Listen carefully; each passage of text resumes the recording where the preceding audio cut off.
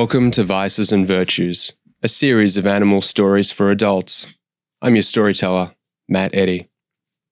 Vices and Virtues is a collection of fictional short stories written and read by me and can be listened to in any order. To find the other stories in this collection, please go to matteddystories.com. There you'll find new stories, podcasts, and upcoming events. Today's story is about the unlikely friendship of two animals set in New York City. Please enjoy The Rat and the Squirrel. Rat sat alone in his nook overlooking Platform 1 of Christopher Street Station while he nibbled on his dinner from a local deli and read a copy of the New York Times. His home was carefully concealed above the tracks so as not to be seen by other animals and to avoid the winter air that rushed through the subway with each passing train. He had finished the food section and was about to turn to the Saturday crossword when he was distracted by a squirrel stumbling down the stairs to the platform. The squirrel zigzagged down the steps and sang out of tune.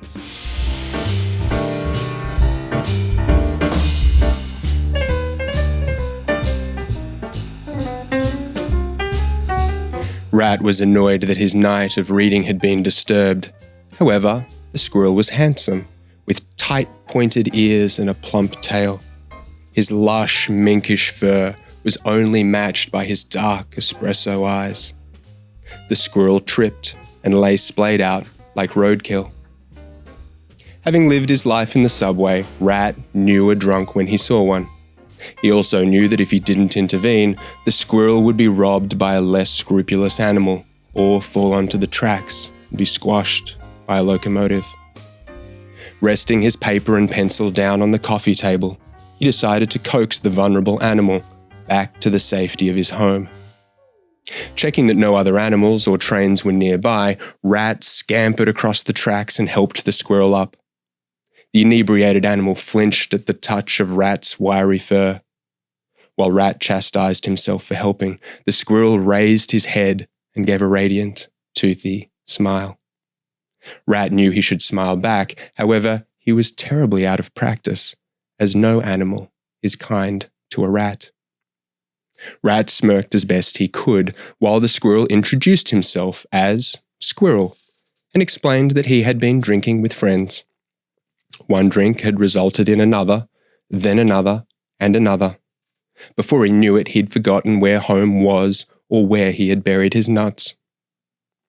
Rat's nook could best be described as a studio, as most New York residences are. The living space was grand enough to accommodate them both and was adorned with shiny knickknacks that Rat had proudly curated. Squirrel wandered around inspecting Rat's belongings and complimenting him on such a beautiful home. While Rat had never entertained anyone and was apprehensive about having a guest, he lapped up the admiration. "What's this?" Squirrel asked, picking up a light-coloured stone off the mantelpiece. I borrowed it from the Met," Rat replied. "That is a loose piece of the tomb of Pernod. Be careful, it's over 4,000 years old." Squirrel put the stone back on the mantelpiece without any acknowledgement of the rareness of the antiquity and moved on to the next item that caught his attention. Eventually, Squirrel became tired and curled himself on a beanbag.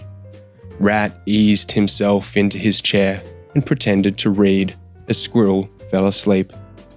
Squirrel snored sweetly, and Rat dozed with the warmth of having done a good deed.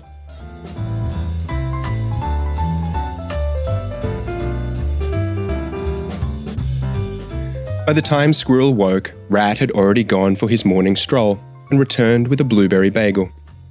The dining room table was set, with the bagel divided evenly and a napkin beside each half.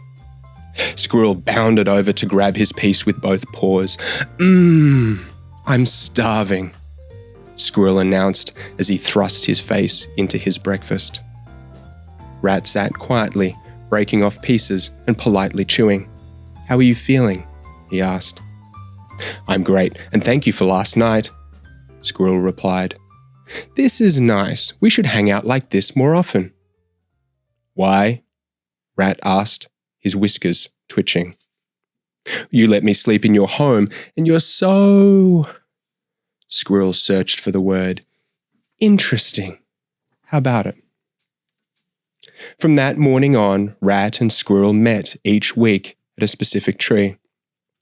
The meeting time and place was each Sunday, mid-afternoon, at a red maple opposite a pub. Squirrel had picked the meeting time because his friends were usually busy on a Sunday night, and Rat picked the location because that tree smelt like the animals that had stumbled out of the pub and relieved themselves before going home. In Rat's opinion, it was the most eclectic scent of pea in the city. Rat looked forward to their weekly outings and often planned them well in advance. He deemed it essential to provide Squirrel with a cultural education filled with theatre, museums, ballet, opera, and the New York Philharmonic. Despite Squirrel's apparent enjoyment at each outing, he occasionally showed up late, and sometimes not at all. Rat paced around the tree each week until the sun set, before trudging home to plan the next outing. If Squirrel hadn't shown up the week before, he'd offer a variation on a similar explanation. I took a date out to brunch, Squirrel would begin. And brunch became dinner and, well, you know what New York can be like. Rat carefully examined Squirrel's mannerisms and supposed that his confidence was from a lifetime of being adored. At home in his nook, Rat tried to strut around like Squirrel, but it was no use. His rump was fat, his eyes were beady, and his tail looked like a stripped electrical cord.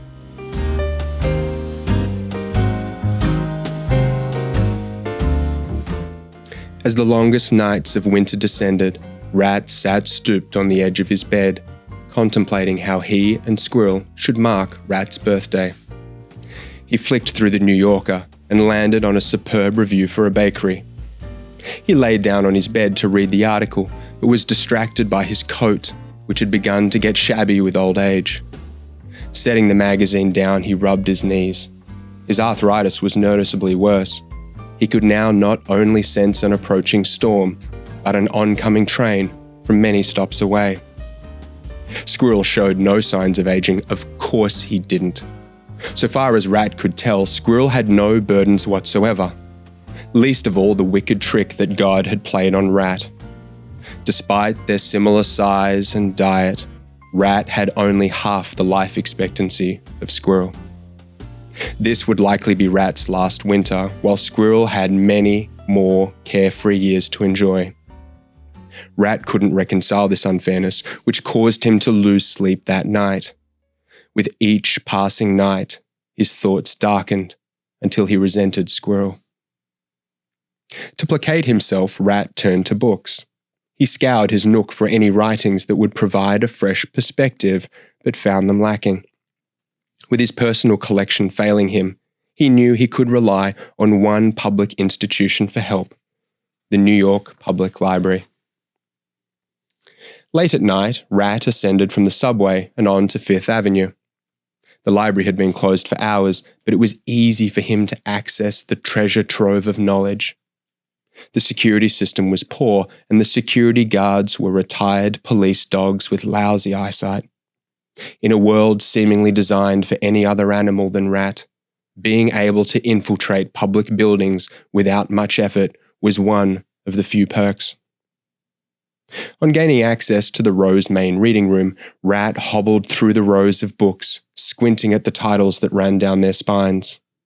The shelves were packed tightly with the greatest books ever written, yet nothing resonated with his torment, until he found himself in the philosophy section. Rat stopped at what he recognized as the seminal books on the meaning of life. When he was sure there were no security dogs nearby, he pulled a bundle of books from the shelf and read them under the arched windows, with the lights of the skyscrapers pouring in.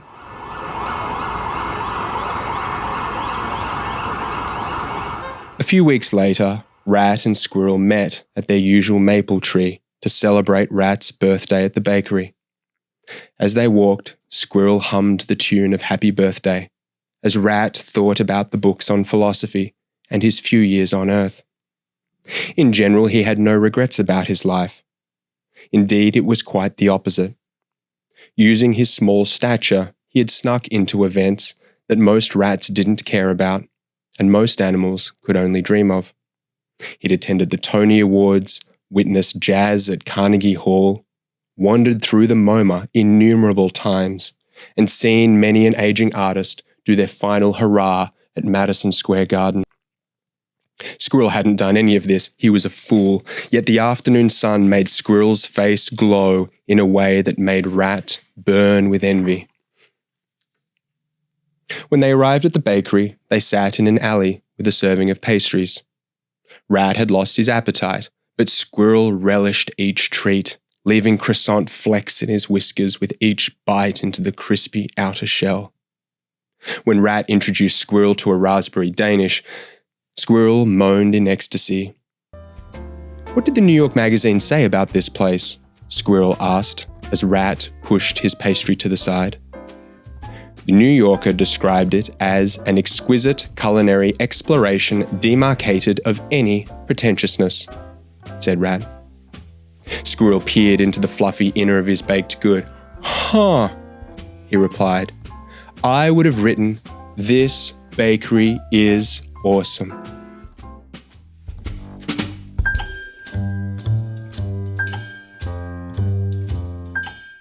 As the frost of winter receded, Rat continued to plot their weekly outings. He had found the most beautiful spot in the city to observe the sunset, and on the first clear Sunday, Rat and Squirrel made their way toward the Hudson River. Sitting on the curb of the West Side Highway, Rat squinted at the sun's reflection blazing off the water. The evening peak hour traffic rumbled behind them. The sun touched the horizon and glimmered like the embers of a bin fire. It was stunning. Rat turned to Squirrel to obtain his approval, but Squirrel's eyes darted in every direction but the sunset. The two animals sat in silence until Rat pulled from under his arm a cloth parcel of seed he had brought from home. Squirrel pretended not to notice it until the cloth was unwound and the bundle of seed was cupped in both of Rat's paws. Squirrel said something silly like "nice" or "yummy" before plunging his claw into the seed. Squirrel chewed with his mouth open, smacking his lips together in delight. The wind caressed Squirrel's fur, and the remaining evening light shimmered off his eyes. Rat furrowed his brow, waiting for Squirrel to turn to him for more. The traffic continued to whirl behind them. Without looking at Rat, Squirrel reached for the seed. It wasn't there. Rat sat with a twisted grin as he held the seed over his opposite shoulder. Predictably, Squirrel protested. Rat soaked up the feeling of being needed. For a brief moment, he was a provider. A hunter with a dependent. It was just a sack of seed, yet he was the one with, and Squirrel was the one without. He stared into Squirrel's eyes and found no frustration, no judgment, and no opinion. Rat wondered what it must be like to occupy such a simple mind. You only want the seed, don't you?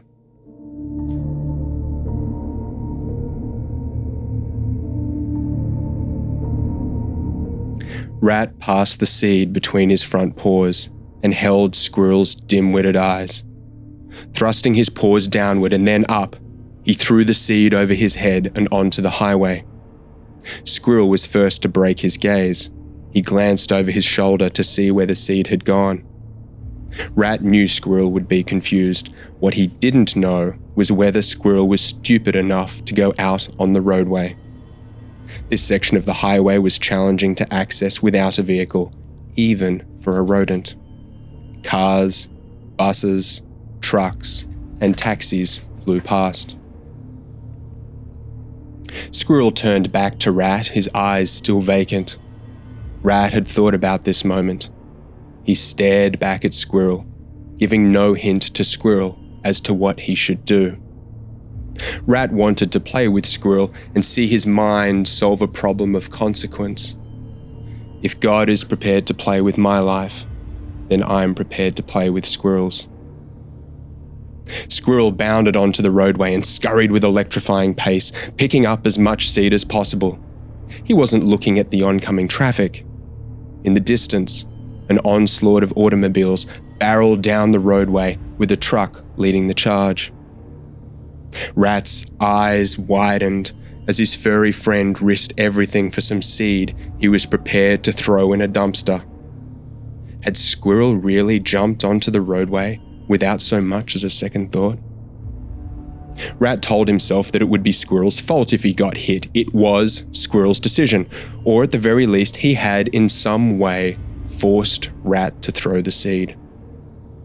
Squirrel picked up and clung to as much seed as he could. Each passing second bore heavily upon Rat as aches and pains seared through his body. Rat had only contemplated Squirrel's sudden death or a refusal to go on the roadway. Unable to watch, he returned to the remaining sun flickering in the distance. The vibrations of the approaching truck permeated through Rat.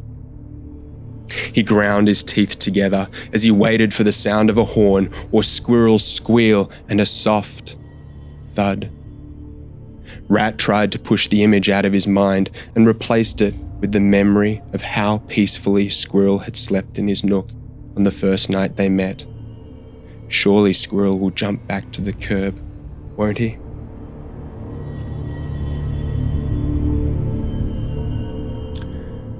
As Rat looked back up the roadway, he felt Squirrel's silky coat brush up against him, and they sat side by side again. Squirrel shoveled the seed into his mouth with gusto as the truck hurtled behind them, bringing along the cool evening air.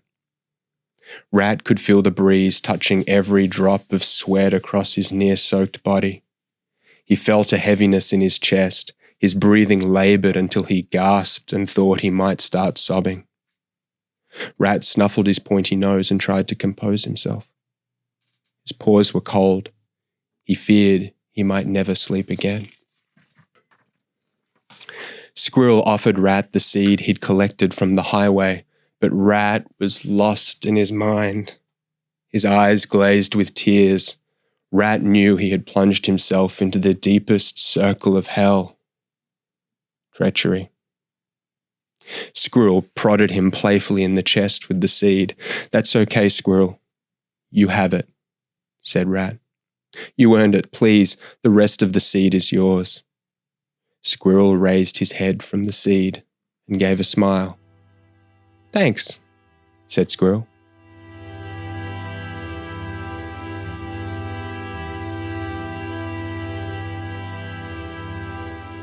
The Rat and the Squirrel was edited by Sylvia Schwartz, Todd Green, and Colleen O'Hara.